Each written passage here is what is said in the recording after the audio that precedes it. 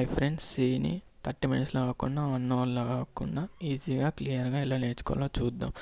ఇది first video కాబట్టి first వీడియోలో ఇంట్రొడక్షన్ చెప్తాను. ఇంట్రొడక్షన్లో భాగంగా 5 పాయింట్స్ మనం తెలుసుకుందాం. ఆ 5 పాయింట్స్ ఏంటి అంటే, సి అంటే ఏంటిది, ఎన్సిసి అంటే ఏంటిది, సిని ఎవరు తయారు చేసినారో, సిని ఎక్కడ వాడతారో, సిని ఎందుకు నేర్చుకోవాలనే 5 పాయింట్స్ మనం నేర్చుకుందాం. ఆ 5 పాయింట్స్లో ఫస్ట్ పాయింట్ సి అంటే ఏంటి. సి అంటే general purpose programming language. General purpose అంటే ఫర్ ఎనీ యూస్ మనం అది ఆ ప్రోగ్రామింగ్ లాంగ్వేజ్ వాడుకోవచ్చు. ఎలాంటి అప్లికేషన్ తయారు చేయడానికైనా సరే మనం సీనే వాడుకోవచ్చు అని చెప్పేసి జనరల్ పర్పస్ అనే అర్థము.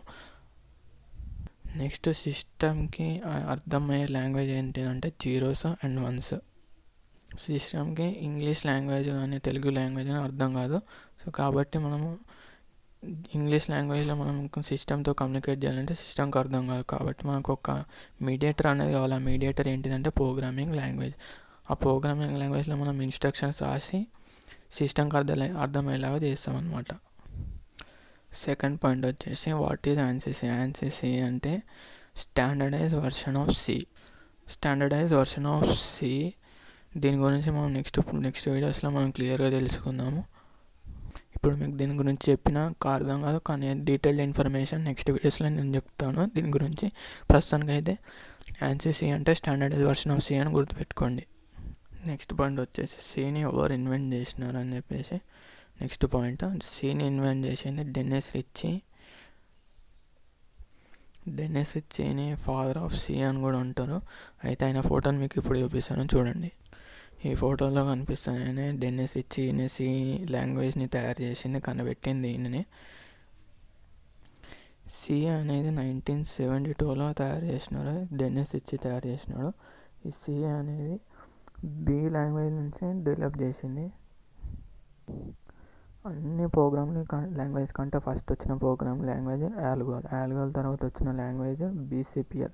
ఈ BCPLని కొన్ని మోడిఫికేషన్లు చేసి దాని నుంచి తయారు చేసిన language B language. B language Unix operating system తయారు చేయడానికి కొంచెం సూటబుల్గా లేకపోతే దానికి కొన్ని మోడిఫికేషన్స్ చేసి సి లాంగ్వేజ్ అనేది తయారు చేయబడింది.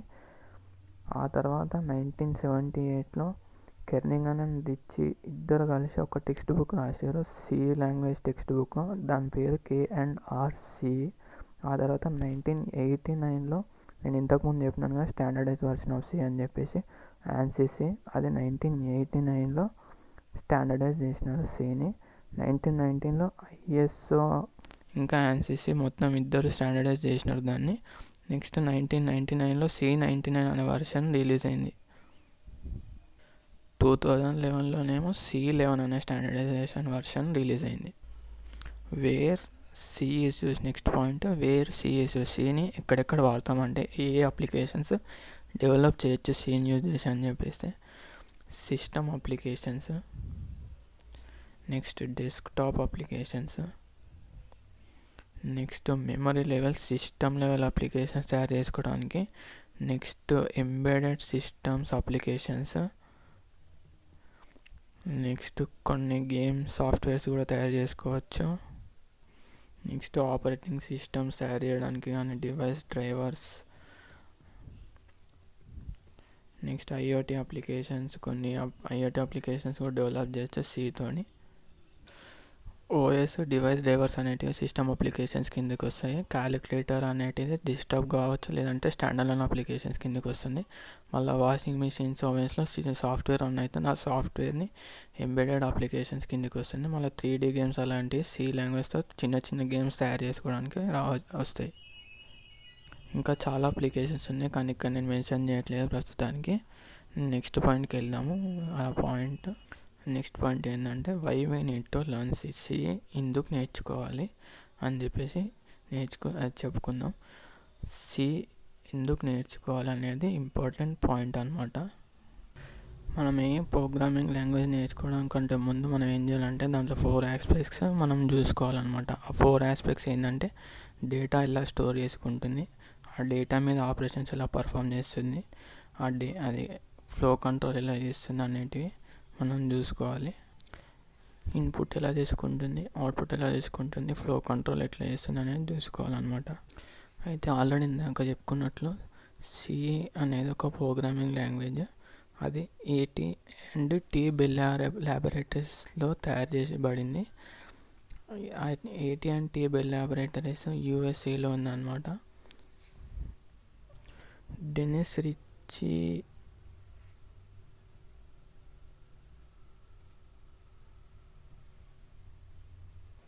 సిని 1972లో AT&T బెల్ ల్యాబొరేటరీస్ దగ్గర తయారు చేసిండు. సి ఒక్క విషయం చెప్తాను చూడండి, సిని ఎవరు అడ్వర్టైజ్ చేయలేదు. అది బెల్ ల్యాబొరేటరీస్లో కూడా అన్అఫీషియల్గానే తయారు చేయబడింది. ఎవరు అడ్వర్టైజ్ చేయకున్నా కానీ వరల్డ్ వైడ్లో యూజర్స్ ఎంతమంది పెరిగిపోయినారంటే, ఆ టైంలో ఉన్న ప్రోగ్రామింగ్ లాంగ్వేజెస్ ఏవైతే ఉన్నాయో PL/I కానీ, ఫోర్ట్రాన్ కానీ, ఆల్గాల్ కానీ, ప్రతి లాంగ్వేజ్ని రీప్లేస్ చేయగలిగిన లాంగ్వేజ్ ఏదంటే సి లాంగ్వేజ్. ఆ టైంలో సి లాంగ్వేజ్ ప్రతి లాంగ్వేజ్ని రీప్లేస్ చేసింది ఆ టైంలో.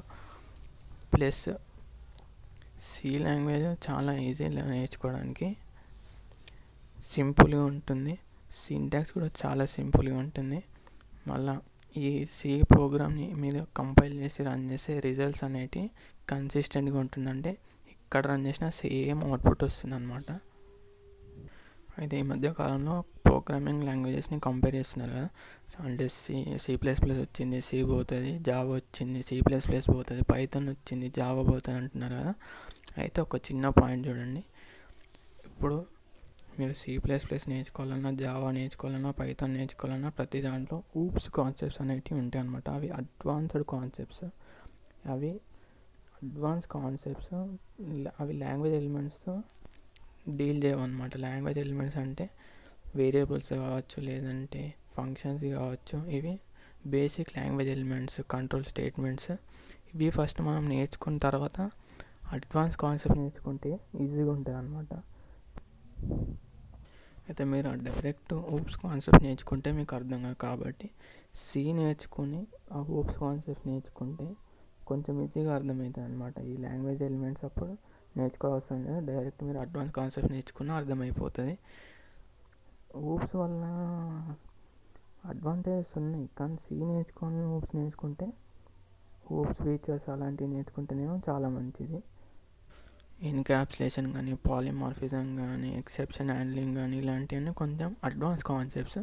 మనం బిగినర్స్ అర్థం చేసుకోవాలంటే కొంచెం హార్డ్గా ఉంటుంది. ఫస్ట్ అవి నేర్చుకుంటే ఏమవుతుందంటే మనకు అర్థం కావాలి. కాబట్టి ఫస్ట్ సి నేర్చుకున్న తర్వాత అలాంటి అడ్వాన్స్ కాన్సెప్ట్ నేర్చుకుంటే ఈజీగా అర్థమయ్యే ఛాన్సెస్ ఎక్కువ ఉన్నాయి. Next operating systems, window operating system కావచ్చు, లేదంటే లైనక్స్ కావచ్చు, యూనిక్స్ కావచ్చు, మోస్ట్ ఆఫ్ ది కోడ్ సిలోనే ఉంటుంది. సి నేర్చుకుంటే అడ్వాంటేజ్ అంటే మనం ఇలాంటి డివైస్ డ్రైవర్స్ కావచ్చు, ఆపరేటింగ్ సిస్టమ్ కావచ్చు, లేదంటే 3D గేమ్స్ కావచ్చు, అలాంటి సిస్టమ్ లెవెల్ అప్లికేషన్ డెవలప్ చేయడానికి సి అనేది ద బెస్ట్ చాయిస్ అని చెప్పొచ్చు.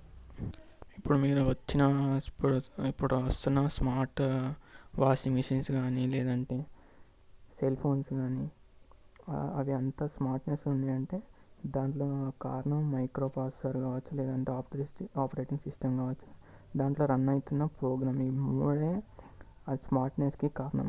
ఆ స్మార్ట్నెస్ ఎక్కడి నుంచి వస్తుందంటే ఈ సి ప్రోగ్రామ్ ద్వారానే వస్తుంది. ఎట్లా అంటే ఇది తక్కువ స్పేస్లో ఎక్కువ పర్ఫార్మెన్స్ ఇచ్చే లాంగ్వేజ్.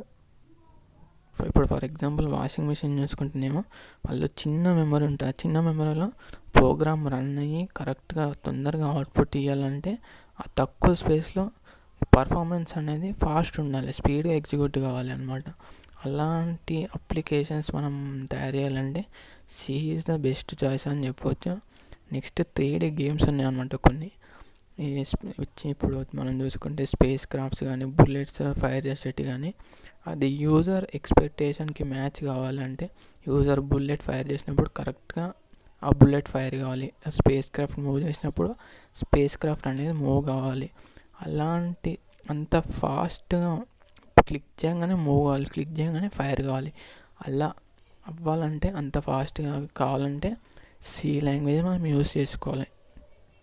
నెక్స్ట్ ఇంకొక దగ్గర మనం సి యూజ్ చేసేది ఏంటంటే, మెయిన్గా ఎక్కువ సి యూజ్ చేసేది ఎక్కడంటే హార్డ్వేర్ డివైస్తో ఇంటరాక్ట్ కావడమో, లేదంటే ఆపరేటింగ్ సిస్టమ్ డివైస్ డ్రైవర్స్ కావచ్చు, లేదంటే యూటిలిటీ సాఫ్ట్వేర్ కావచ్చు.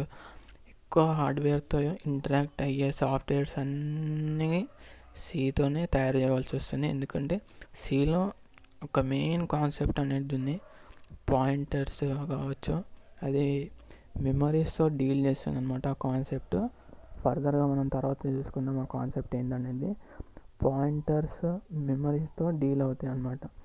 కాబట్టి ఆ ఒక్క అడ్వాంటేజ్ వల్ల సిని మనము హార్డ్వేర్ లెవెల్లో లేదంటే ఓఎస్ లెవెల్లో డివైస్ డ్రైవర్స్ కావచ్చు ఇలాంటి అప్లికేషన్స్ తయారు చేసేటప్పుడు సి యూజ్ చేస్తారనమాట. ఫౌండేషన్ అనేది స్ట్రాంగ్ ఉంటే అడ్వాన్స్ కాన్సెప్ట్స్తో డీల్ చేసినా మనకు పెద్ద ప్రాబ్లం ఉండదు. కాబట్టి ఫౌండేషన్ అనేది మనం స్ట్రాంగ్ ఉంచుకోవాలి. ఆ ఫౌండేషన్ స్ట్రాంగ్ కావాలంటే సిని మనం ఫస్ట్ నేర్చుకొని మిగతా అడ్వాన్స్ కాన్సెప్ట్స్ అనేది ఫర్దర్గా నేర్చుకున్న అప్పుడు పెద్ద ప్రాబ్లం అనిపించదు, ఈజీగా అర్థమవుతుంది. కాబట్టి మనం సి నేర్చుకున్న తర్వాత నేర్చుకుంటే బెటర్. ఒకవేళ మీరు డైరెక్ట్గా నేర్చుకోవాలన్నా నేర్చుకోవచ్చు, నో ప్రాబ్లం. మీకు అర్థమయ్యే కెపాసిటీ ఉంటే మీరు నేర్చుకోవచ్చు. కానీ నేను ఇచ్చే సజెషన్ ఏంటంటే ఫస్ట్ సి నేర్చుకున్న తర్వాత అడ్వాన్స్ కాన్సెప్ట్స్ ఏవైతే ఉన్నాయో ఓప్స్ కావచ్చు లేదంటే ఫర్దర్గా ఫ్రేమ్వర్క్స్ ఏవి ఉన్నా సరే మీరు నేర్చుకొని అంటే ఈజీగా ఉంటుంది అని నేను చెప్పగలను. Thank you.